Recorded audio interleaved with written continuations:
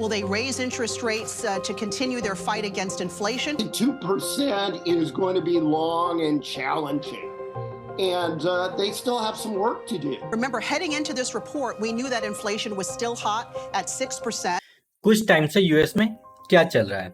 Inflation, सामान के दाम बढ़ने लगे। अब इन्फ्लेशन हो रहा था तो उसको मेंटेन तो करना ही था। The Fed hiking rates by a quarter percentage point despite the recent turmoil we have been seeing in the banking sector. तो वो फेड रेट को बढ़ाने लगे, फिर और बढ़ाया, फिर पॉज किया, फिर बढ़ाया, फिर पॉज किया, और वो अभी भी इसको कम करने का नहीं सोच रहे हैं।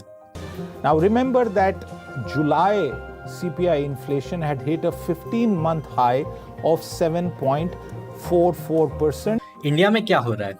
इन्फ्लेशन बढ़ा हुआ है। The Reserve Bank of India, or the central bank, has further raised the repo rate by 25 basis points. यहाँ पे भी रेपो रेट बढ़ा दिया गया है, ऑल्दो अभी कुछ महीनों से इसको कांस्टेंट ही रखा गया है। The CPI number is here and it's such good news, 6.83%. Inflation control में आना स्टार्ट हो गया है, लेकिन फिर भी अभी रेपो रेट को कम करने का कोई प्लान नहीं लग रहा। लेकिन चाइना में क्या हो रहा है? डिफ्लेशन, मतलब कि सामान के दाम गिर रहे हैं, इसलिए वहां पे इंटरेस्ट को घटाया जा रहा है जिससे कि लोग सामान ज्यादा खरीदें। इसको और बेटर समझने के लिए law of demand and supply को देखते हैं। अगर दाम बहुत ज्यादा है तो डिमांड कम होगा, अगर सप्लाई बहुत ज्यादा है तो दाम कम होगा। यही दो कंडीशन हो सकते हैं। तो फिर चाइना में क्या हो रहा है? बहुत सारी रिपोर्ट कह रही है कि चाइना में डिमांड घट रहा है, या फिर ये कहें कि कंजम्पशन घट रहा है। लेकिन डिमांड घटेगा तो प्राइस तो बढ़ना चाहिए, ऐसा नहीं हो रहा है। क्यों? एक्चुअल में सप्लाई डिमांड के कंपैरिजन में बहुत ज्यादा है, तो सेलर्स अपने सामान को कम दाम में बेचने की कोशिश करेंगे जिससे कि उनके एक्सेस स्टॉक खाली हो जाए और वो अपने लॉसेस को कम कर सकें। हम जानते हैं कि मार्केट हमेशा से इक्विलिब्रियम में आने की कोशिश करेगा, तो मार्केट में प्राइसेस तब तक कम होंगी जब तक डिमांड और सप्लाई इक्विलिब्रियम में ना आ जाए। अब क्वेश्चन आता है कि डिमांड क्यों कम हो रहा है, लोग प्रोडक्ट्स खरीद क्यों नहीं रहे, और ऐसा क्यों कहा जा रहा है कि चाइना की इकोनॉमी की हालत खराब हो रही है। सबसे पहला है property crisis. Farmer Chinese official ने कहा है कि 1.4 बिलियन लोग भी सारे घर को नहीं खरीद पाएंगे। चाइना में इतने सारे घर खाली हैं, ऑल्दो एग्जैक्ट एम्प्टी होम्स की फिगर अभी पता नहीं है, लेकिन ये स्टेटमेंट एक रियलिटी को बताता है कि कितने सारे हाउसेस अभी खाली हैं। एक और डेटा कहता है कि 4 लाख अपार्टमेंट्स जो ऑलरेडी बिक चुके हैं अभी तक पूरी तरह से बने नहीं हैं। We've talked about troubles at Country Garden and whether they will or won't make these payments. Evergrande जो कि बहुत बड़ी रियल एस्टेट कंपनी है, उसने 2021 में डिफॉल्ट किया और 2023 में ये सुनने में आया है कि कंट्री गार्डन उसके पास भी कैश खत्म हो गए हैं। एवरग्रैंड पे तो लायबिलिटी करीब $300 बिलियन का है और कंट्री गार्डन की लायबिलिटी करीब $200 बिलियन। ये बहुत बड़ी बात है। इनका डिफॉल्ट होना मतलब कि चाइना की इकोनॉमी पे इम्पैक्ट आना, क्योंकि डिफॉल्ट करना बस इन्हीं 2 कंपनी तक सीमित नहीं है। देखते देखते करीब 30 रियल एस्टेट कंपनीज ने फॉरेन ड्यूज पेमेंट को मिस कर दिया है, और अगर ऐसा ही चलते रहा तो अभी बहुत सारी कंपनीज डिफॉल्ट करेगी। इसको और बेटर समझने के लिए 90s में जाते हैं। चाइना की इकोनॉमी ग्रो कर रही थी, लोग एग्रीकल्चर से सेकेंडरी और टर्सरी सेक्टर में मूव कर रहे थे, वो रूरल एरिया से अर्बन एरियाज में शिफ्ट होने लगे, उनकी एस्पिरेशंस बढ़ने लगी, तो फिर उन्हें मॉडर्न अपार्टमेंट्स की जरूरत हुई। ये डेवलपर्स को क्लियरली दिख रहा था, वो बहुत तेजी से घर बनाने लगे। जब घर बनने लगा तो बहुत सारे लोगों को जॉब मिला, जैसे कंस्ट्रक्शन वर्कर्स, ब्रोकर्स, पेंटर्स और जो भी लोग कंस्ट्रक्शन एक्टिविटीज में इन्वॉल्व होते हैं। अब धीरे धीरे प्रॉपर्टी के दाम बढ़ने लगे, तो लोग प्रॉपर्टी को इन्वेस्टमेंट के फॉर्म में देखने लगे और वो अपनी सेविंग्स को इसमें लगाने लगे। डेवलपर्स काम तो बहुत अच्छा कर रहे थे, वो लोगों को रैपिडली घर प्रोवाइड करने में मदद कर रहे थे और साथ में चाइना की इकोनॉमी को बढ़ाने में भी। इससे लोग भी खुश थे और गवर्नमेंट भी, लेकिन उनको तरीके में इम्प्रूवमेंट की जरूरत थी। वो मेनली बोरो एंड बिल्ड का मॉडल यूज कर रहे थे, मतलब कि चाइनीज बैंक से पैसे बोरो किया, इवन फॉरेन इन्वेस्टर से पैसे बोरो किया और नई प्रॉपर्टी बनाने लगे, और रैपिडली ग्रो करते करते उनका बिजनेस प्रॉस्पर करने लगा। अब बोरो करना तो गलत नहीं है, हर कंपनी बोरो करती है और ग्रो करती है, लेकिन वो बोरो करते करते एक्सेसिव बोरोइंग करने लगे, एक्सेसिव बिल्डिंग बनाने लगे। जब इकोनॉमी ग्रो कर रही थी तो वो और भी बोरो करके अपना डेट का पेमेंट करने लगे। सब कुछ ठीक चल रहा था, और ये मॉडल हर किसी को सक्सेसफुल लग रहा था, तो और भी डेवलपर्स यही मॉडल से अपना बिजनेस को एक्सपेंड करने लगे। इससे ये हुआ कि इवेंचुअली रियल एस्टेट चाइना की ग्रोथ स्टोरी में सबसे बड़ा कंट्रीब्यूटर बन गया। लेकिन बोरोइंग्स तो बहुत तेजी से बढ़ रही थी, तो हर डेवलपर के पास एक अच्छा खासा डेट आ गया।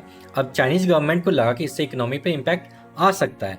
फिर क्या वो एक पॉलिसी लेकर आए, 3 रेड लाइंस, और रियल एस्टेट कंपनी के बोरोइंग्स पे लिमिटेशंस लगा दिया। अब बैंक से बोरो करने में दिक्कत आने लगी, लेकिन डेवलपर्स का मॉडल ही था बोरो एंड बिल्ड। जब बोरो करने में दिक्कत आने लगी तो घर बनने में दिक्कत आने लगी। जब घर बनने में प्रॉब्लम होने लगी तो बैंक्स को और भी डर लगने लगा मनी लैंड करने में। इस दिक्कत को सॉल्व करने के लिए उन्होंने प्रोजेक्ट कंप्लीशन से पहले अपार्टमेंट सेल करना स्टार्ट कर दिया। अपने एम्प्लॉय से शॉर्ट टर्म लोन लेने लगे। जिन लोगों ने उनसे अपार्टमेंट लिया था उन लोगों को कन्विंस करने लगे इन्वेस्टमेंट प्रोडक्ट्स परचेज करने के लिए, और बहुत सारे लोग ज्यादा रिटर्न के लालच में इस इन्वेस्टमेंट अपॉर्चुनिटी को मिस नहीं करना चाहते थे। इवेंचुअली ये हुआ कि चाइना का 70% personal wealth real estate sector में लगा हुआ है। Fast-breaking developments in the coronavirus emergency in the U.S.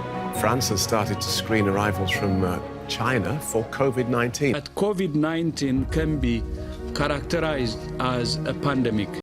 दूसरा एक और इवेंट हुआ, पेंडेमिक आ गया, लोगों का इनकम सोर्स कम हो गया, बहुत लोगों की नौकरी चली गई। ये तो हर जगह हुआ था, लेकिन चाइना में एक और स्ट्रॉन्ग स्टेप लिया गया, जीरो कोविड पॉलिसी, और ये बहुत टाइम के लिए चला।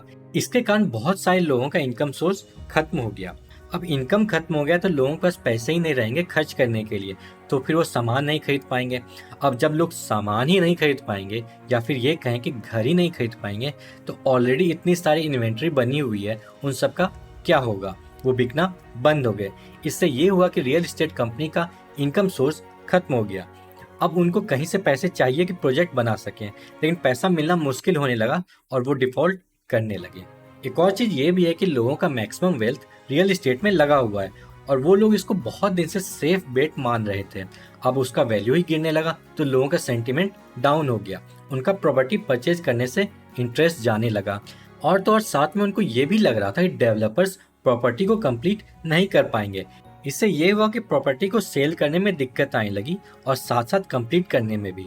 China real estate information Corp की एक रिपोर्ट कहती है कि जुलाई 2023 में होम की सेल्स करीब 40% डिक्लाइन हुए as compare to the same period last year. दूसरा है लोकल गवर्नमेंट डेट। हर गवर्नमेंट हर साल बजट बनाती है कि इतना इनकम आने के चांसेस है और हम लोग इतना एक्सपेंडिचर करेंगे। कुछ हम लोग का डेफिसिट होगा और उसको उधार लेकर पूरा करेंगे, चाहे गवर्नमेंट बॉन्ड सेल करे या फिर कुछ और। चाइना में भी सेंट्रल गवर्नमेंट अपना बजट बनाती है और लोकल गवर्नमेंट भी अपना बजट बनाती है।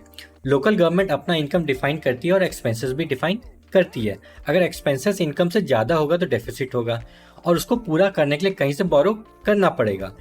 लेकिन हुआ यह कि चाइना में जितनी तेजी से एक्सपेंसेस बढ़ा उतनी तेजी से इनकम नहीं बढ़ा। एक रिपोर्ट कहती है कि चाइना का एक्सपेंसेस करीब 90% ग्रो किया है 2013 से 2023 के बीच में, लेकिन इनकम बस 80%। इसका मतलब ये हुआ कि बहुत साल से जो भी डेट लेकर डेफिसिट की फंडिंग की जा रही थी उसके नंबर्स रैपिडली ग्रो कर रहे हैं।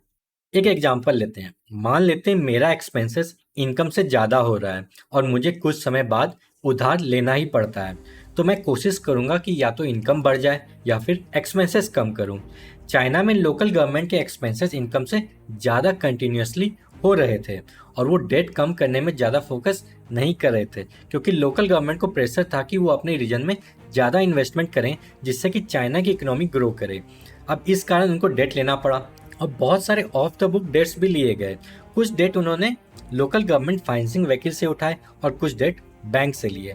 डेट लेकर वो अपना काम चला रहे थे, लेकिन चाइना ने जब डेट क्राइसिस पे फोकस करना स्टार्ट किया तो डेट लेने पे लिमिटेशंस लगा दिया गया। इससे ये हुआ कि उन्हें उधार लेने में दिक्कत आने लगी।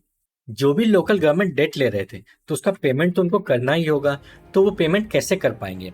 अपने इनकम को बढ़ा देने पर ही कर पाएंगे। तो उन्होंने लैंड सेल्स बढ़ा दिया और डेवलपर्स लैंड को खरीदने लगे या फिर लीज पे लेते गए। इससे इनकम तो सर्टेनली बढ़ा और उनको डेट का पेमेंट देना आसान हो गया और साथ में प्रॉपर्ली लोकल एरिया की डेवलपमेंट होने लगी और इवेंचुअली इकोनॉमी ग्रो करते गई। लेकिन कुछ साल से प्रॉपर्टी डेवलपर्स डिफॉल्ट करने लगे, उनकी प्रॉपर्टी नहीं बिकने लगी। मिड 2021 के बाद से कंपनी जो कि करीब 40% होम सेल्स करती है उन्होंने डिफॉल्ट कर दिया।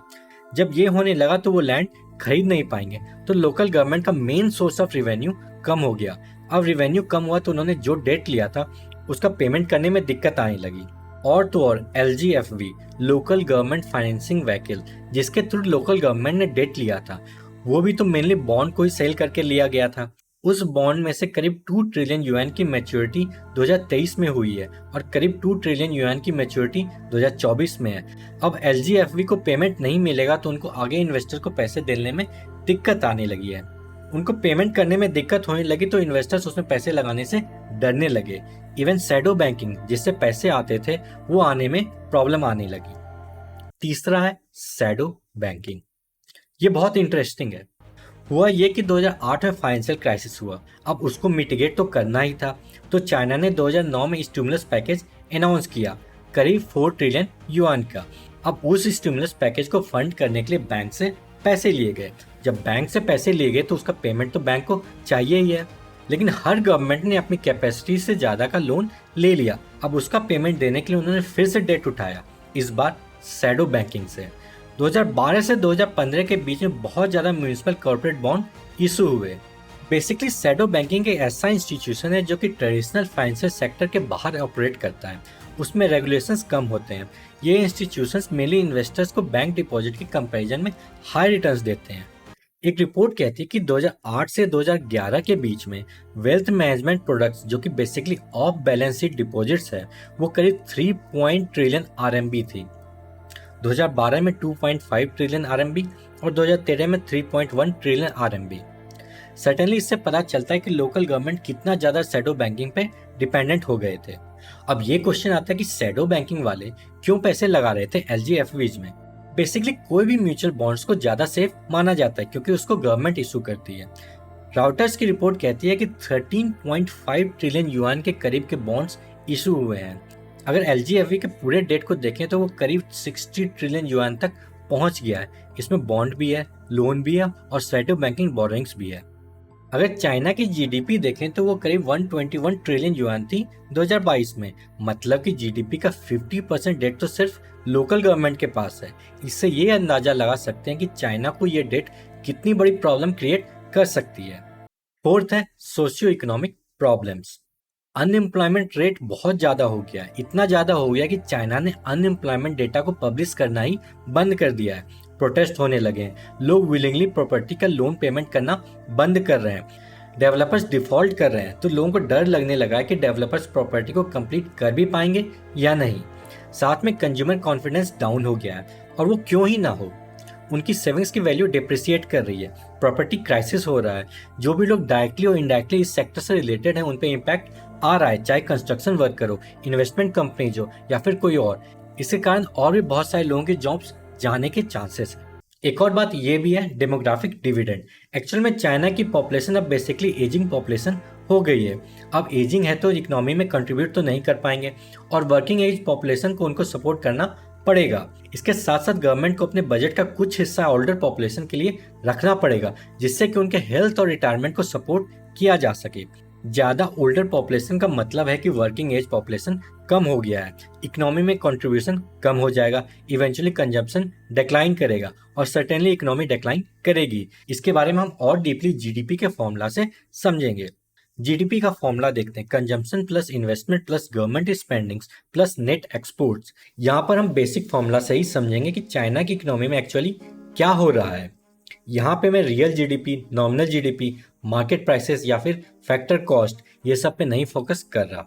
मान लेते हैं फाइनेंशियल ईयर 2023 में चाइना की जीडीपी 400 रुपये थी, जिसमें 100 रुपये कंजम्पशन से आया, 100 रुपये इन्वेस्टमेंट से, 100 गवर्नमेंट स्पेंडिंग से और 100 नेट एक्सपोर्ट से। अब फाइनेंशियल ईयर 2024 में देखा गया कि कंजम्पशन 100 से 200 हो गया और बाकी सब कांस्टेंट ही रहा है। इस बार जीडीपी 500 रुपये पहुंच गई, मतलब कि जीडीपी ग्रो किया है। लेकिन चाइना में क्या हो रहा है, कंजम्पशन डिक्लाइन कर रहा है, लोगों की सैलरी नहीं आ रही, उनके इन्वेस्टमेंट्स की वैल्यू डिक्लाइन की है, तो वो कंजम्पशन कम कर रहे हैं, बेसिकली डिमांड डिक्लाइन किया है। दूसरा ये भी है कि बैंक्स लोन देने से कतरा रहे हैं, पहले के हिसाब से अब वो रिस्क कम लेना प्रेफर कर रहे हैं। बैंक लोन नहीं देंगे तो इन्वेस्टमेंट्स डिक्लाइन करेगा। हम लोग जो भी LGFVs के बारे में डिस्कस कर रहे थे वो basically local government socio economic developments के लिए खर्च करती है, लेकिन उस पर डेट बहुत ज़्यादा हो गया है। और साथ में वो प्रॉपर्टी पे ज़्यादा डिपेंडेंट थे और कुछ साल से प्रॉपर्टी सेक्टर की हालत ख़राब है, तो गवर्नमेंट स्पेंडिंग्स डिक्लाइन कर रहा है। इंपोर्ट्स भी डिक्लाइन किया है और एक्सपोर्ट्स भी डिक्लाइन किया है, चाहे वो यूएस चाइना ट्रेड वार के कारण हो या फिर चाइना के जीरो कोविड पॉलिसी के कारण, लेकिन ये डिक्लाइन किया है। अब अगर चारों कंपोनेंट की हालत खराब है तो इकोनॉमिक ग्रो कैसे करेगी? सर्टेनली डिक्लाइन होगा और ये दिख भी रहा है। इसका हम ओवरऑल एनालिसिस करें तो मेनली प्रॉब्लम रेगुलेटरी है, मतलब कि गवर्नमेंट जो भी पॉलिसी लेकर आए हैं मेनली उसके कारण ऐसे इश्यूज आए हैं। 3 रेड लाइंस और जीरो कोविड पॉलिसी। लिमिट लगाना गलत नहीं था, इंस्टेंटली सबकी बोरोइंग्स पे लिमिट लगाना ये गलत था। थोड़ा टाइम लेकर वो लिमिट को बढ़ाते जाते तो मे बी ऐसी नौबत नहीं आती। लिमिट लगाने से ये हुआ कि वो चीप मनी बोरो नहीं कर पा रहे थे। जब चीप मनी बोरो नहीं कर पा रहे थे तो हाई इंटरेस्ट पे मनी बोरो करने लगे, और साथ में जब जीरो कोविड पॉलिसी चल रहा था तो मैक्सिमम खर्च लोकल गवर्नमेंट उठा रहे थे। अगेन इससे उनकी फाइनेंशियल्स खराब होते गई। ऐसा नहीं कि चाइना बर्बाद हो जाएंगे, बट ये भी नहीं कि चाइना तुरंत से रिकवर कर जाएंगे। यहाँ पर कोई इंस्टेंट फिक्स नहीं है कि एक झटके में प्रॉब्लम सॉल्व हो जाए, इसमें टाइम लगेगा। ऑल्दो चाइना ने अब संभल कर स्टेप्स लेना स्टार्ट कर दिया है, जैसे कि डेट रिस्ट्रक्चरिंग, स्टिमुलस पैकेज, साथ में बैंक से बात कर रहे हैं कि वो और डेट दे पाएं। इंटरेस्ट भी कम किया जा रहा है जिससे कि लोगों में कॉन्फिडेंस बढ़े और वो कंजम्पशन में कन्वर्ट हो जाए। सर्टेनली पॉजिटिव स्टेप्स लिए जा रहे हैं, लेकिन अभी भी बहुत काम करना बाकी है और प्रॉपर रिकवरी में कुछ साल तो कम से कम जरूर लग जाएंगे।